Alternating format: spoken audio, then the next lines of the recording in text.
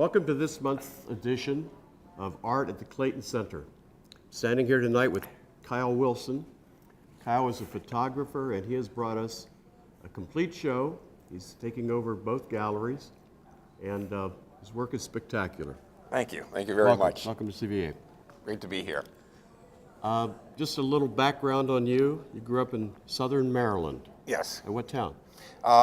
White Plains, Maryland. It's actually kind of a suburb of Waldorf, Maryland. Okay. I grew up in Hanover, Pennsylvania, so we weren't too far away from each other. Anyway, tell us about your dad. Well, my dad, along with being my hero and inspiration, he started with the Maryland State Police, and after he got off the road patrol, he was in the evidence collection unit. So he was at the crime scenes and he was taking pictures of evidence and sometimes dead bodies and accidents and things like that. So he always had to have his camera with him. And when he retired from that, he took those skills and started doing wedding and portrait photography. And he needed an assistant because that's some tough work there. Yes, I'm sure it is. Very demanding. And of course, as a college student, I needed beer money. So I helped him out on the weekends. I would haul his equipment, change his backs. He had his Hasselblad, and I had the 35 millimeter. So we were making sure we didn't miss a shot. And that's how I learned the basics of posing people, what shots to take, how to take it, lighting, composition, and the basics of the camera.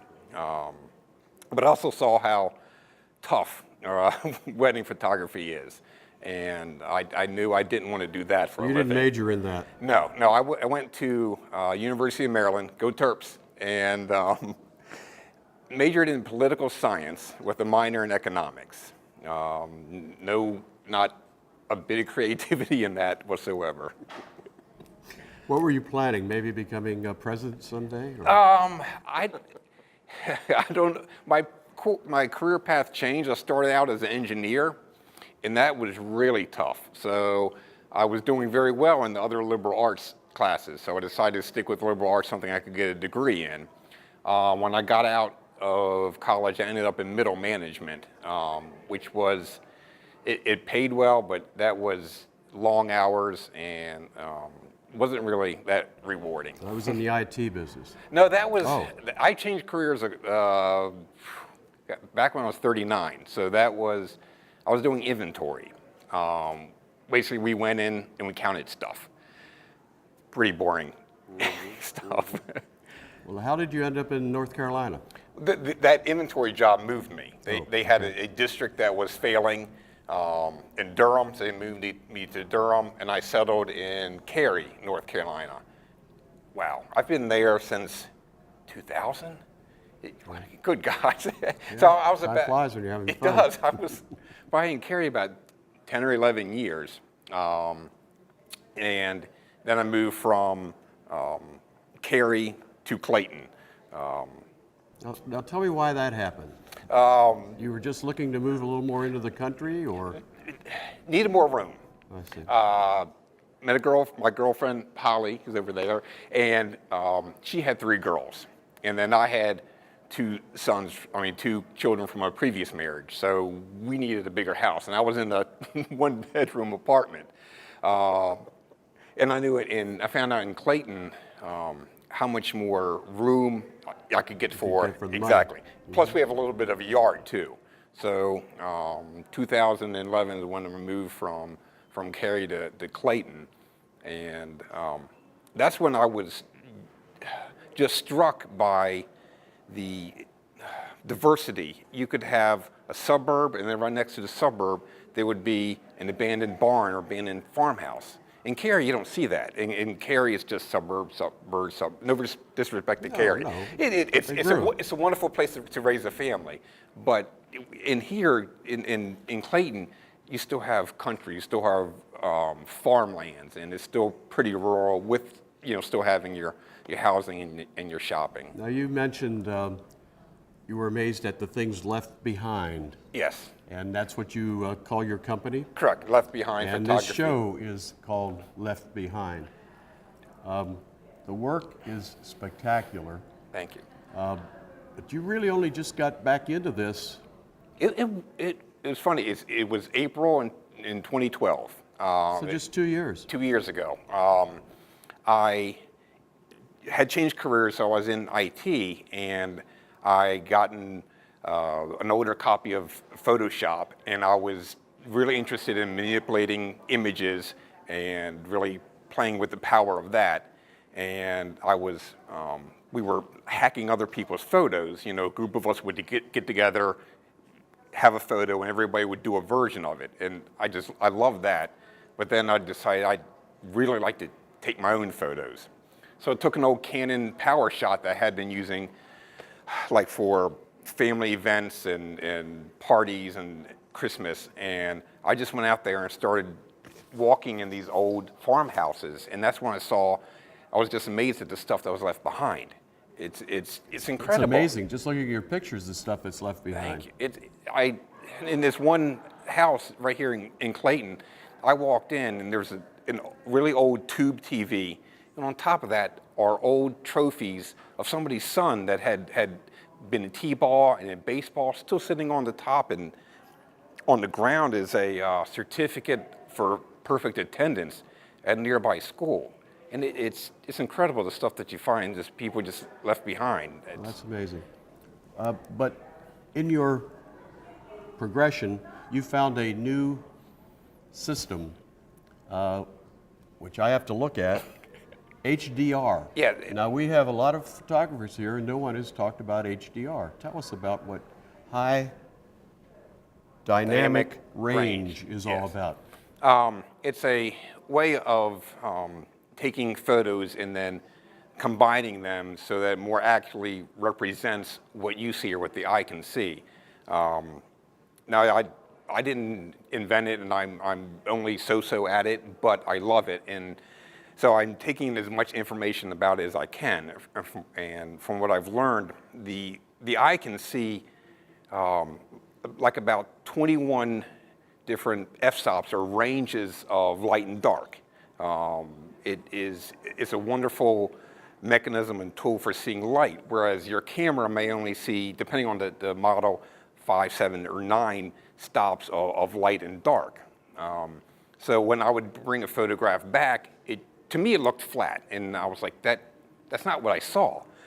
So the HDR, it captures your dark shadows and your highlights and your bright highlights, and it combines those different exposures. You might have underexposed, medium exposed, and overexposed, and it combines all those exposures to have one photo so that your darks are rich and your highlights are bright, and it kind of gives it almost a painterly feel, kind of almost a 3D feel. And when I started using that, I'm like, yes, that's what I saw that day. That's what I wanted to capture, and I've been hooked ever since. And all that technology played right into your IT exactly. Nerdiness. Yeah, I mean, nerdiness. that fit right in with the geek me, was the technology, because I'm a technical person, and I really am kind of technical with my photography. The composition, I need to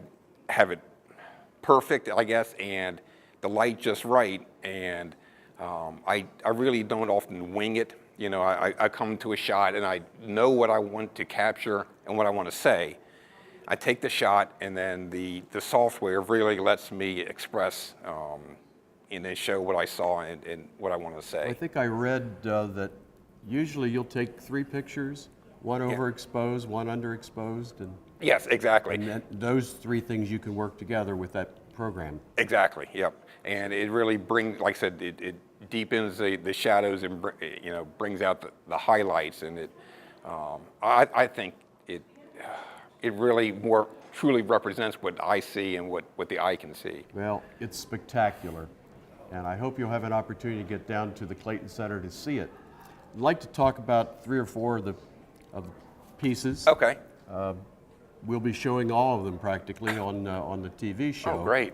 But a couple of things that jumped out at me, I love the throne over there, the empty throne. Yeah. Now, you actually found that in a in a barn. That was In, I would say, is that one in Wilson? Yes, that one was in Wilson, and the farmhouse wasn't that interesting. A lot of the looters had gotten to it. Unfortunately, that's, after it's abandoned, looters will come in and they'll strip the metal and all the plumbing fixtures. And that's okay with me, but if they spray paint it, that ruins. Yeah, that's ugly. So there wasn't much in the house, but then there were two barns back behind it, two tobacco barns, or tobacco barn and just like a storage barn. So I went to that barn. There was just a pile of stakes on one corner, and I was about to leave, but the door, a sapling had blocked the door. So I came in one door, I was exiting the other one, and I couldn't get it open. So as soon as I kicked it open, a burst of light came in, and there was the leather chair that I hadn't seen before, and I said, wow. That's it, that's my shot. So I just backed up, set up the tripod, and took that. Well, it's wonderful. Some other photos that fascinated me was the boiler room. Oh, Where yeah. the heck is that boiler room? That is the old Burlington Mills textile plant. It's on Capitol Boulevard North as you head from Raleigh up into Wake Forest. If you see that big smokestack, that Yes, bricks, yes. that's it there. And Were you able to get in there without any hassle? yeah, because at the time, right now I think somebody is renting it, but when I was there, nobody was in it, and there were no chains or barriers or whatever, and so it was easy to get in. And what's fascinating is that it's like people left there on a Friday evening expecting to return on Monday, and only to not return. I mean, there's a calendar on the wall from like 1996, and One of the things that I find fascinating about Kyle's work is that he puts a name on everything. He names his pieces, and that's a talent. That's a talent Thank to you. come up with a name for all of your, or caption for all of your paintings. But once you see them, they absolutely make sense. Thank you. Because And talking about the boiler room, you've got that picture over there of an electrical box, a very small electrical box, and you named it, "Last one out, please turn out the lights." Yes, that's right over your shoulder there. It's just a natural. It Thank just you. makes sense. But, And the empty throne, that made sense. Faded memories beside it, same thing. that old couch. Old couch in an abandoned building. Spectacular. Then you have a church over on the other side. That's just outside of Clayton here, that Yeah, church. that's isn't it? off of technically, it's in Garner, off of Shotwell Road there. That is a spectacular Thank you. picture. The light, just everything is perfect. Well, in fact, I think you've won some awards for that one, Yeah, haven't you? I just won third place at the 5th annual Clayton Congratulations. Music and not music, but Arts and Food Festival. Thank you. And I had to wait probably a week for that shot for the sun, because it was rainy and cloudy the entire week. But then on that day, I knew the clouds were going to clear, so I woke up really early, set up my tripod, had some coffee, and just waited for the sun to rise. Hit it just so. One that reminded me of home back in Pennsylvania was Winter on the Farm. Yeah. That's well done. It's a couple of big old round bales out there with snow and ice hanging on them, and just spectacular. Thank All of your work is spectacular, and the names are spectacular. That fascinates me. Thank you for saying that, because I have the hardest time, because I'm better with pictures than I am with words, and sometimes I'll look at it, and I've taken so many old barns and farmhouses. I can't say farmhouse, farmhouse 2, farmhouse 3, or Right.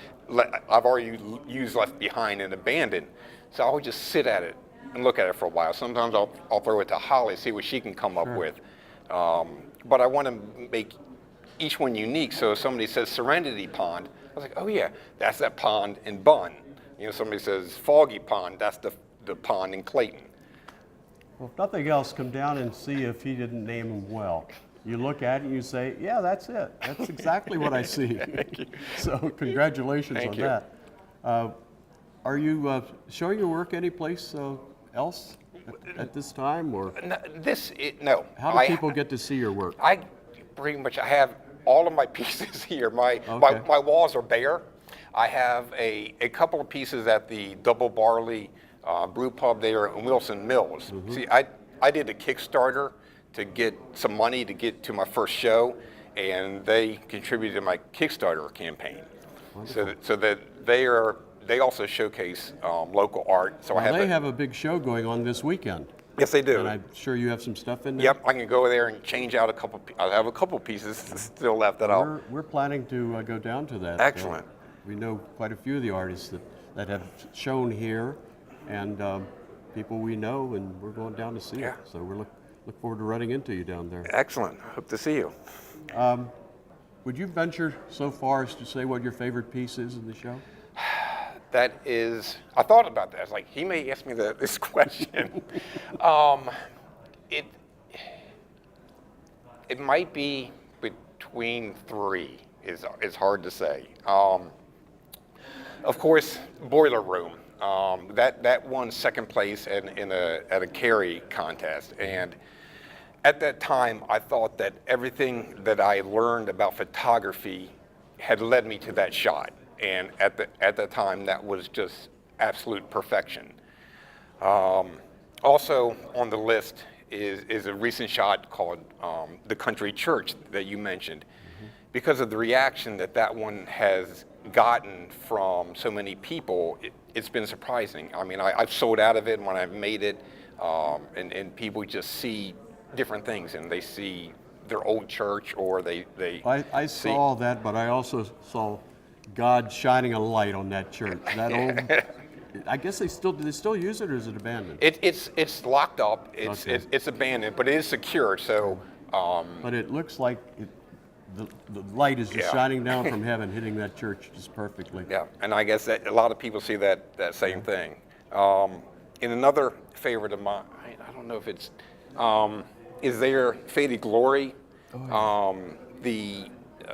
That's right off of Guy Road, and it was a cold shot, and after shooting the interior, I did another lap of the exterior, and it was cold and it was windy. And just as I'm rounding the corner, wind hits this tattered old American flag that they still had hanging up, and it just blew it up. And I just took my camera. I didn't have time to focus or anything, and I just put it on automatic. I just started shooting from the hip. I just pressed the shutter button until the memory card was full. I'm like, oh, please, please, let there be something. Please, I got something. Yeah, exactly. So I got it, and I got it, one really good shot. And even though that's great. Taken with an older camera, people still love that shot there. Now, do you make your own frames? I do not. You don't? Framing and matting is hard. It is tedious work. My wife and I do our own frames. Oh my! More power to you. I just bought a chop saw, and it's very easy to do. Wow.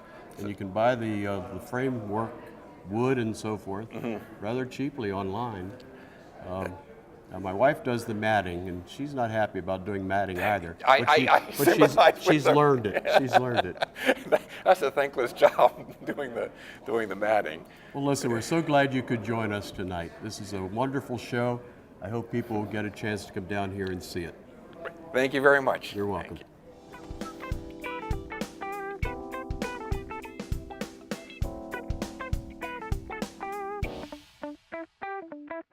Next month, the month of May, Art at the Clayton Center will feature Clayton High School students. We're all excited about that. It's a wonderful show every year, and I hope you'll have an opportunity to come out. Because of the way the month falls, our reception will be held on May 8th rather than May 1st, which is really the first Thursday, but the show won't be hung by then. It'll be May 8th. Another thing that CVA is very involved in, has been for quite a few years, is the Millstock Festival. And I have John McFadden here. John is the chairman and has been for the last 3 years. 4 years. 4 years. This is the fourth year. John, tell them about Millstock. Yes, Millstock, this is our 14th annual Millstock. It'll be held Saturday, June 7th from 10 to 4 at Horn Square in downtown Clayton. It's a family-friendly event. We have up to 65 artists and craftsmen. We still are accepting applications up until May 25th, and it's a juried show, so it's high-quality, handcrafted jewelry and crafts. And it's also involving children's activities, including the Children's Creativity Booth, a bouncing gym for children, and sidewalk chalk art, which is a contest where we give awards to the winner of the sidewalk chalk art contest. And that's two different groups, age groups, right? Yeah, that's right. Children and not children. Yeah, and then we have about 6 or 8 food vendors there, and we have the street closed off on Lombard Street between Main Street and 2nd Street, and then of course we have all of Horn Square, so that way we tie it in with the Flip Side and the Coffee Mill Restaurant, which is where this event originated in the year 2000.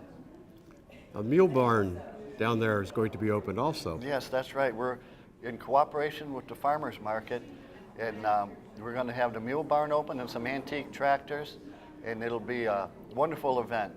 We encourage everybody to come. So put that on your schedule. It's a wonderful day, beginning of summer. It's usually pretty warm. It's June. June 7th. Saturday, June 7th. It's a Saturday, rain or June shine 7th. event.